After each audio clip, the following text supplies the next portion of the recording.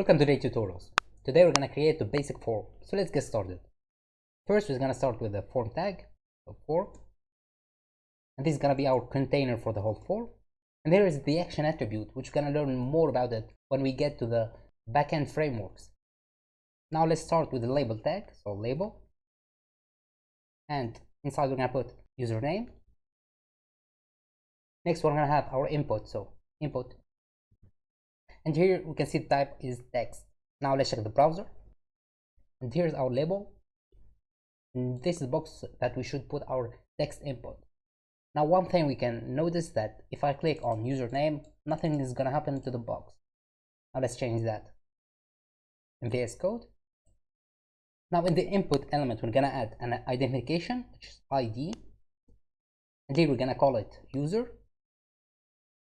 And for the label, the for attribute, we're gonna put user. Now let's check the browser.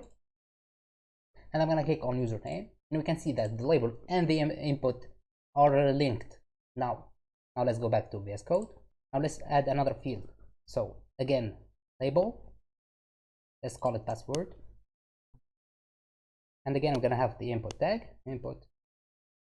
And for this time, we're gonna change the text type to password. So password. Now let's check the browser. Here's our password field. Let's go back to VS Code and add div tags. So let's do div here for the first one, and another here.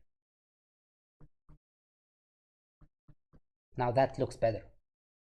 Now let's try the password input box. So let's try anything. So we can see here that we cannot see the words. It's replaced with dots. Now let's go back to the VS Code. And now we're gonna add some buttons. Let's start with the first one. So button.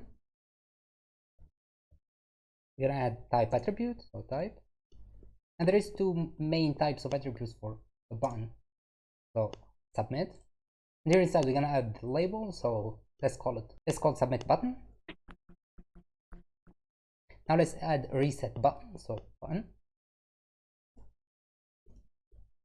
Again type, but this time we're gonna put sub reset, and here we're gonna put reset button.